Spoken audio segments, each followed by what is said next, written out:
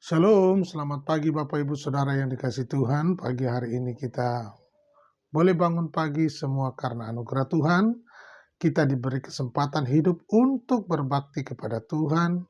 Kita diberi kesempatan hidup yang terbatas untuk memuliakan Tuhan. Nah, sebelum kita beraktivitas sepanjang hari ini, mari kita bangun pagi, mengucap syukur, membaca firman Tuhan, dan kita mau merenungkannya, sehingga apa yang kita baca dan kita renungkan menjadi pembaharuan, pencerahan dalam hidup kita untuk dibaharui dari sehari ke sehari, poin dan nilai-nilai yang membangun dan pengetahuan yang kita miliki dan diberikan oleh pimpinan Roh Kudus, kita menjadi berkat dan disalurkan bagi banyak orang, segala kaum dan bahasa dan bangsa dan bahasa.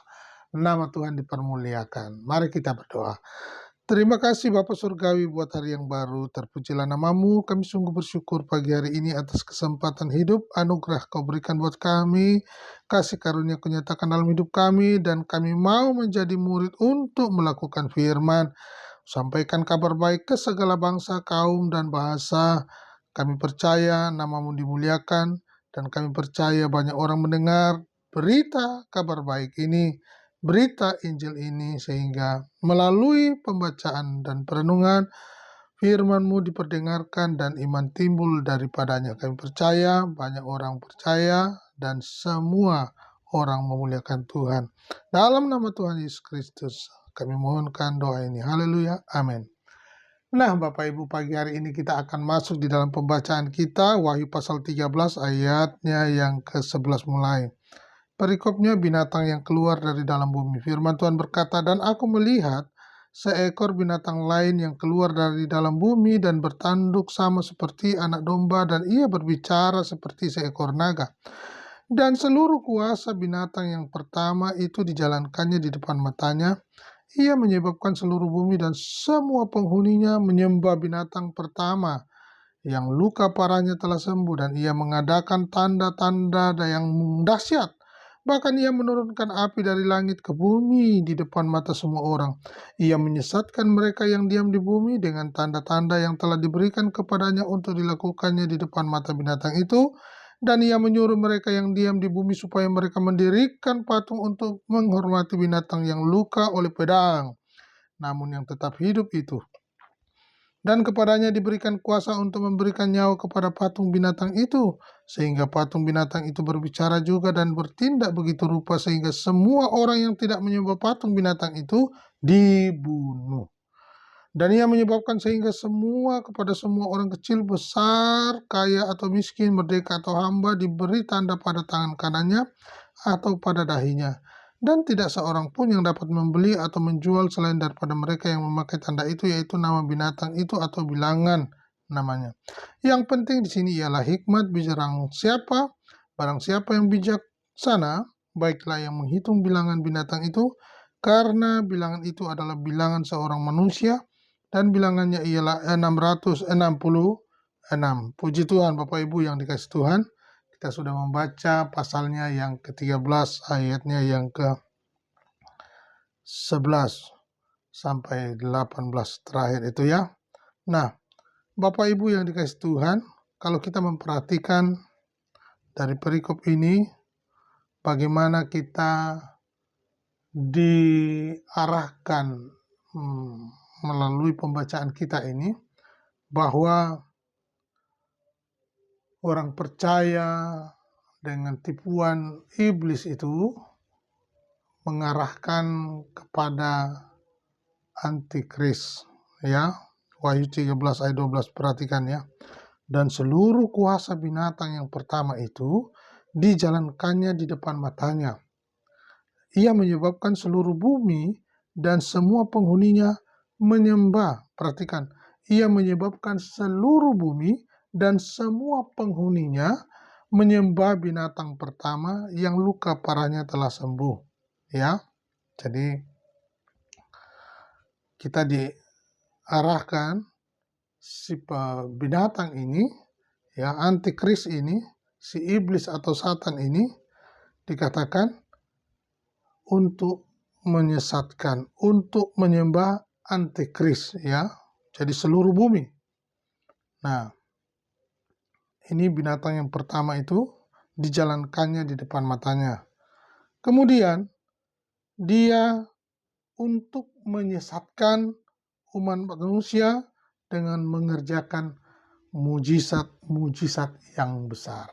Nah, kalau bertanya, loh, Tuhan bisa buat mujizat, orang percaya bisa melakukan tanda-tanda ajaib.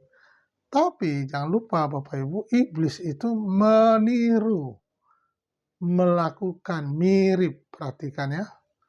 Jadi ketika Musa melemparkan tongkatnya jadi ular, tetapi orang-orang Firaun, orang-orangnya yang penuh dengan kuasa gelap itu juga melemparkan tongkatnya lalu jadi ular juga. Nah, jadi kuasa Allah dengan kuasa iblis ini dikatakan berusaha sama-sama si iblis ini meniru yang sama, tetapi palsu. Nah, kita akan ini menarik ya.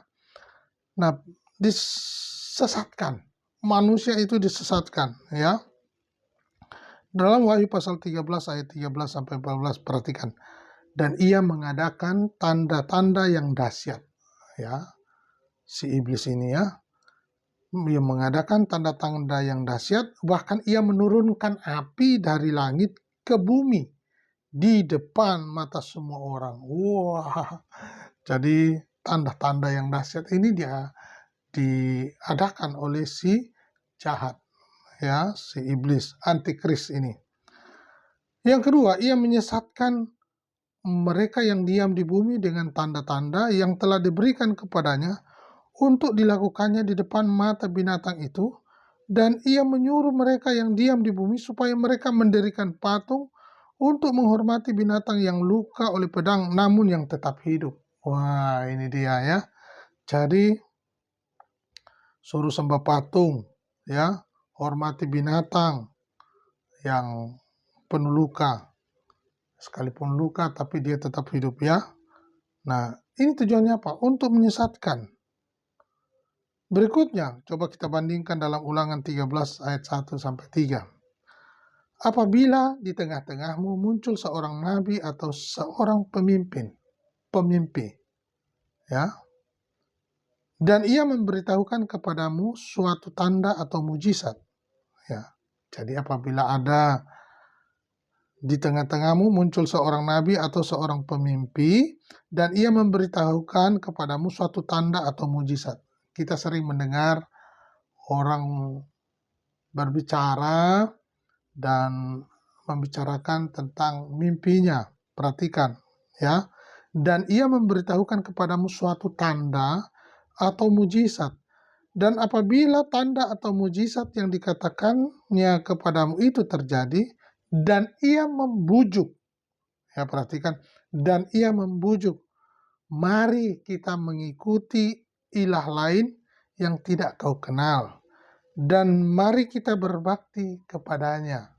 Jadi dia sudah mengadakan banyak mujizat dan mengajak mari kita mengikuti ilah lain. Nah, karena sudah melihat, hebat ya, mujizatnya, tanda-tandanya ajaib. Lalu yang mengadakan itu mengajak mari kita ke sana. Mari, dia hebat, dengan mirip tapi bukan, dan mengajak kepada ilah lain. Entahkah ke pohon itu yang membuat mujizat, entahkah batu itu mengadakan mujizat, entahkah manusia itu mengadakan mujizat, tapi palsu. Dan tandanya dia mengajak untuk menyembahnya, berbakti kepadanya. Nah, ini dia. Maka Ulangan pasal 13 ayat 3 katakan, maka janganlah engkau mendengarkan perkataan nabi atau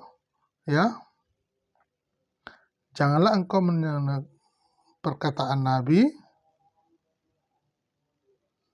ya. Saya ulangi. Maka janganlah engkau mendengarkan perkataan nabi atau pemimpi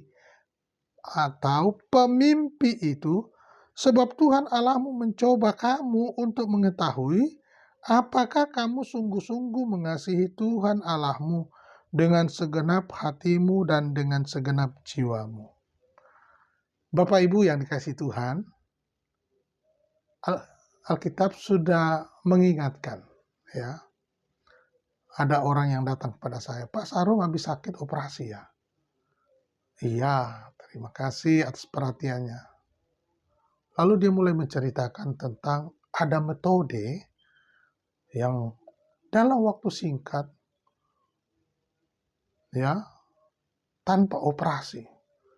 Jadi si X ini dia bisa dengan jarinya yang begitu lincah lalu mengambil penyakit yang ada di dalam organ tubuh manusia, lalu seolah-olah kelihatan darah di atas permukaan, tapi kemudian dengan cepat tangannya itu mengambil entah batu, entah kista, entah apapun yang ada di dalam organ tubuh itu, lalu dengan cepat dia keluarkan dari tubuhnya, lalu kemudian dia mengoles dengan tisu kembali dan menutup luka itu seolah-olah, ya, mirip kelihatan darah di atas permukaan tubuh itu, lalu kemudian langsung sembuh. Lalu kemudian di sana, dan di sana. Hati-hati Bapak Ibu, kalau kita mudah untuk disesatkan, kalau kita mudah untuk mendengarkan kata orang, untuk mengajak ke sana kepada orang-orang pintar, kepada batu-batu, kepada pohon-pohon yang memberikan pengharapan, memberikan jawaban, hati-hati. Ya, Alkitab sudah ingatkan ya. Janganlah engkau mendengarkan perkataan nabi atau pemimpi itu, sebab Tuhan Allahmu mencoba. Nah, sebenarnya tujuan dari mendengarkan orang-orang yang mengajak, menyesatkan itu, sebenarnya Tuhan Allahmu mencoba kamu untuk mengetahui apakah kamu sungguh-sungguh mengasihi Tuhan Allahmu dengan segenap hatimu dan dengan segenap jiwamu. Jadi poinnya sebenarnya dengan ajakan orang yang menyesatkan ini, sebenarnya Tuhan Allah ingin tahu kita sebagai orang percaya, apakah kita sungguh-sungguh di dalam Tuhan, apakah kita tahu sungguh-sungguh bisa membedakan mana yang palsu, mana yang benar. Ya, jadi ingat ini, jangan mudah tertipu. Jangan. Dengan tujuan tadi, Tuhan ingin tahu apakah kita orangnya, miliknya, muridnya sungguh-sungguh mengasihi Tuhan dengan segenap hati dan segenap jiwa. Ya, ini penting sekali. Nah, kemudian selain menyesatkan, ya, dengan cara mengerjakan mujizat-mujizat yang besar kelihatannya begitu ya. Ya, di 2 Tesalonika 2 ayat 9 sampai 12. Perhatikan. Kedatangan si pendurhaka itu adalah pekerjaan iblis. Perhatikan 2 Tesalonika 2 ayat 9 sampai 12. Kedatangan si pendurhaka itu adalah pekerjaan iblis, dan akan disertai rupa-rupa perbuatan ajaib, tanda-tanda dan mujizat-mujizat palsu, dengan rupa-rupa tipu daya jahat terhadap orang-orang yang harus binasa karena mereka tidak menerima dan mengasihi kebenaran yang dapat menyelamatkan mereka. Dan itulah sebabnya Allah mendatangkan kesesatan atas mereka yang menyebabkan mereka percaya akan dusta.